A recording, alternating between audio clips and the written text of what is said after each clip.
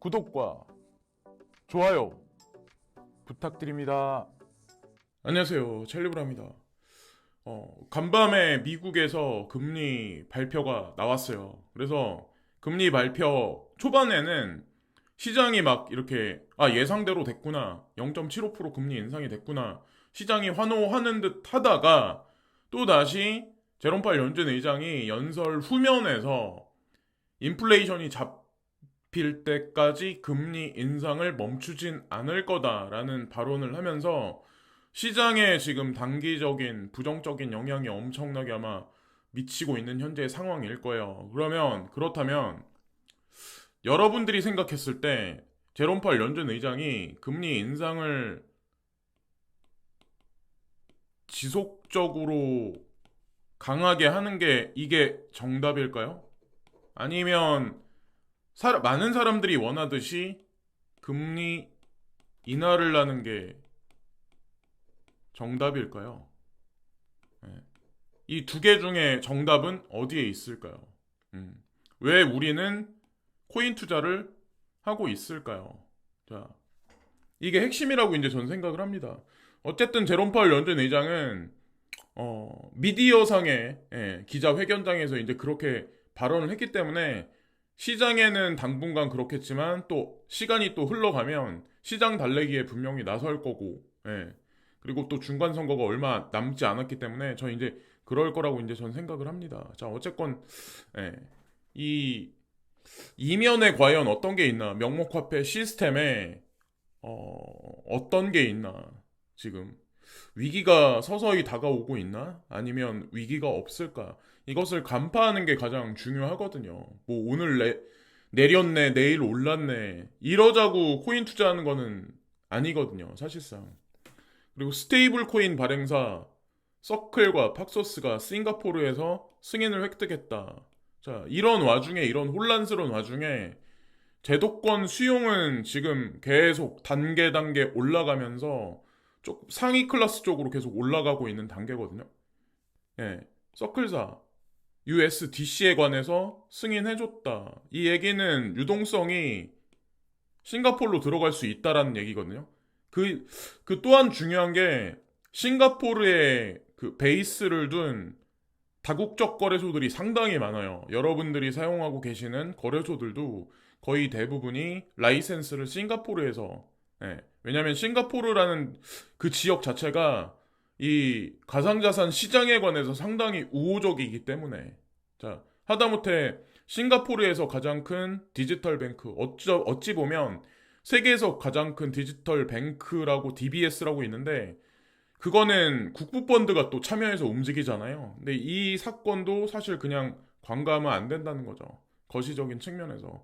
거기다가 싱가포르 은행 DBS, 자, 이거는 이제 국영은행 디파이를 사용해서 FX 국영증권을 거래한다. 이게 국영증권은 채권이란 얘기 같은데, 채권이란 얘기 같은데 채권을 블록체인을 베이스로 한 디파이하고 엮여서 거래할 수 있게 구조 형성을 한다. 거기다 FX는 외환이죠.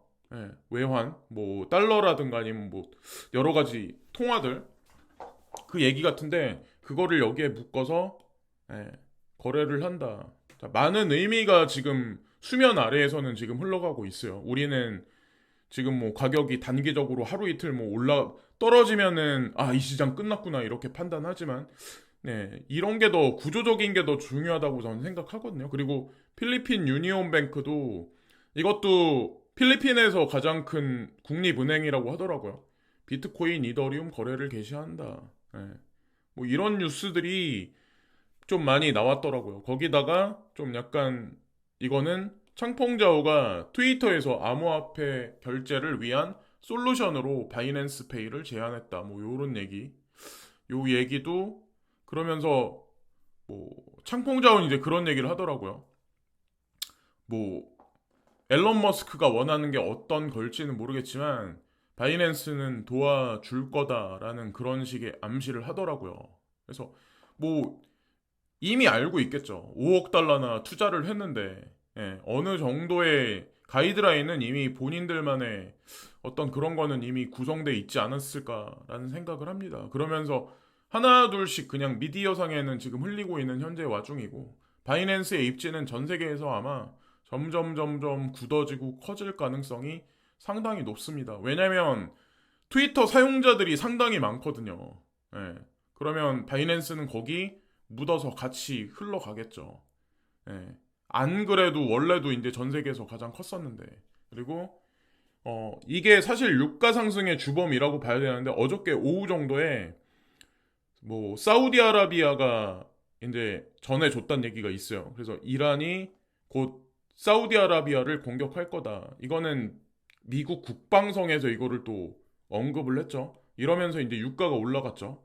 그러니까 유가가 올라간다. 그럼 인플레이션이 잡히지 않는다는 거랑 사실 어떻게 보면 라인을 같이 하는 건데 제롬 파월 연준 의장이 금리를 0.5% 인하한다. 0.75% 한다. 1% 금리 인상한다. 인플레이션과 사실은 직접적으로 관련이 엄청나게 있을까요? 예. 그거는 제도권 경제 분석가들이 지표성의 말을 끌어다 붙이기 위해서 하는 얘기지 근본적인 건 사실 구조적인 문제가 더 핵심이라고 이제 전 생각을 하거든요. 어쨌건 이런 일들이 벌어지고 있다. 이 와중에 이제 이란은 러시아하고 상당히 가까워요. 제가 오전 뉴스를 보니까 이란으로부터 그 자폭 드론을 200기를 러시아가 받았다. 우크라이나 공격에 사용하라고 이런 얘기들이 있더라고요. 그러면 러시아하고 사우디는 전혀 관련이 없을까요? 러시아하고 사우디는 지금 현재 어떤 관련이 있을까요? 자, 하여튼 그렇다는 거죠. 우리 대중들은 색깔론을 대입해서 막 이렇게 뭐 국제 정세가 흘러가고 하나하나 이런 뉴스를 보면 그거를 그냥 개별적으로 분석을 해버리는데 그러면은 좀 한 하루짜리, 이틀짜리 이렇게밖에 사람이 판단을 할 수밖에 없어요. 그리고 어쨌든 제롬 파월 연준 의장이 그런 발언을 함으로써 다우존스, 나스닥, S&P 500 지수 거의 뭐 폭락 수준까지 이거보다 아까 제가 캡처했을 때보다 더 많이 아마 빠졌을 거예요. 그래서 뭐 3% 가까이 빠졌더라고요. 제가 보니까. 그래서 가상자산 시장도 단기적으로는 그렇긴 하지만 어쨌건 과연 달러의 미래 그리고 FED의 미래는 어떨까? 이거를 판단하는 게 저는 이제 핵심이라고 생각을 합니다. 자, 코인 투자에 있어서. 그리고 이거는 그냥 향후에 현물 경제가 어떻게 흘러갈까에 관해서 이제 전 말씀드리려고 하는데 어저께 오후서부터 뭐 각종 톡방에 이런 얘기들이 상당히 많이 들었어요. 증권사 정리 현황이라고 해서 뭐 케이프는 그렇다 치고 한양증권도 뭐 그렇다 치고 메리츠부터 얘기할게요. 메리츠는 좀 규모가 있으니까 30% 정리 계획 이 얘기가 나왔어요. 왜 증권사들이 이런 식으로 움직일까? 하나증권 여기도 30% 정리 계획, 이베스트 여기도 마찬가지. 하이투자증권 10% 정리 계획, 다올투자증권 30% 정리 계획 이런 얘기가 나온다는 게 증권사에 국한된 얘기일까? 전 제가 생각했을 때 은행권도 금융권도 다 여기 포함된다라고 저는 생각하거든요. 지금 은행에서 근무하시는 분들은 본인의 자리를 끝까지 지킬 수 있을까요? 아니, 더 이상 넘어서 원재작 가격이 계속 올라가고 있는 현재의 와중에 일반적인 자영업 하시는 분들 있잖아요. 자영업 하시는 분들은 영업이익률이 시간이 흘러가면 흘러갈수록 계속 늘어날 수가 있을까요? 예를 들어서 뭐 그 오프라인에서 그냥 그 음식 장사 하시는 분들은 그 중에 예를 들어서 뭐 100군데가 있으면 거기서 진짜 영업이익률이 계속 상승하는 곳은 과연 몇 프로나 될까요? 이 전체 구조를 봐야 왜 우리가 코인 투자를 하는지를 알 수가 있거든요. 그리고 예전에 이제 어떤 분이 댓글 다신 거 이제 기억나는데 제가 이 얘기를 5년 전서부터 했었어요. 아마 아실 거예요. 제 찐 팬분들은 제가 자영업 힘들어질 거다. 점점. 힘들어질 거다. 영업 수익률은 계속 떨어질 거다. 근데 어떤 분이 제가 그런 말하면 위기 의식을 좀 가짜라는 의미가 하나 있었고 또 하나는 어떤 거였냐면 코인 투자의 당위성에 관해서 이제 말씀드리려고 했었던 거고 사실은 근데 어쨌건 지금 현재 이런 상황이 현실화돼 있는 거고 아마 발등에 떨어지는 상황이 분명히 올 겁니다. 음. 그래서 뭐 자영업 하시는 분들을 뭐 무시한다는 차원에서 저는 이게 말하는 게 아니에요. 저는 그냥 현실에 벌어질 일에 관해서 그냥 언급을 했었던 거고, 지금 아직 발등에 불은 떨어지지 않았습니다. 발등에 불이 떨어지기 시작을 할 겁니다. 네, 한국뿐만 아니라 전 세계 모든 국가에. 자, 그리고 화이트 젤로 15년 차 이상 직원 대상 희망퇴직 신청 받는다. 얼마 전에 푸르밀이라는 데가 일단 그랬죠. 여기도 당연히 영업이익이 안 나니까 회사 문을 닫을 수밖에 없는 거고, 화이트 젤로까지 이렇게 된다? 이렇게 오래된 회사가? 그러니까 좀 연차수가 있는 사람들부터 정리 대상. 그러니까 효율성이 떨어지니까 사실 이렇게 정리해고 작업 들어가는 거거든요. 그럼 이거는 화이트 젤로에 국한된 얘기는 아니다. 제가 지금 아마 그러실 거예요. 아니 그러면은 지금 주식시장 빠지는데 코인도 지금 빠지는데 도대체 이 얘기를 왜 하냐 당신은 저한테. 근데 제가 아까 영상의 초반에서 이제 보여드렸잖아요. 제도권 금융에 있는 쪽에서는 지금 어떤 식으로 구조 형성을 하고 있는지, 우리는 단지 지금 업비트 창에 있는 어떤 그 숫자를 보고 그냥 지금만 판단을 하는데, 사실 숫자를 올리는 거는, 폭등시키는 거는 그냥 하루아침에도 할 수 있어요. 하룻밤 사이에도. 근데 어쨌건 거기에 너무 지금 속아 넘어가면 안 된다는 거죠. 과연 진짜 거대 자본이 어디서 어디로 흘러가는지. 고물가에도 고소득층 지갑 활짝, 백화점 매출 고공행진, 이런 얘기 나오는데, 제가 예전서부터 중산층 계층이 얇아지면서 결국에는 중산층이 사라지고 완전히 초엘리트층과, 예, 초엘리트, 그러니까 진짜 부자인 사람들과 나머지는 그냥 빈민으로 전락한다 라고 말씀을 드렸던, 이게 한 90% 정도, 엘리트층은 많이 잡아야 10% 정도, 이 중산층이 사라진다. 그럼 나는 과연 여기서 어떤 계층에 속할까? 나는 그나마 그럼 여기서 조금이라도 이쪽으로 가려면 무엇을 해야 될까? 네. 한번 아주 깊이 고민을 해봐야 됩니다. 바이든 행정부 동맹국의 미와 같은 반도체 규제 요구, 뭐 이런 얘기를 지금 제가 이제 그 말씀드리고 싶은 게 뭐냐면, 뭐 중국을 옹호하자 이런 얘기를 하는 게 아니에요. 예. 근데 여기 일본이 껴있죠.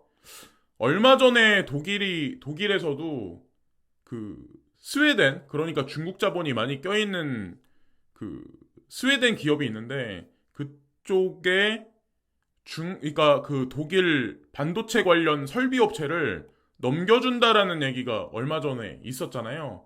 그러면 일본은 과연 어떤 선택을 할 것인지, 예, 저는 알고 있어요. 예.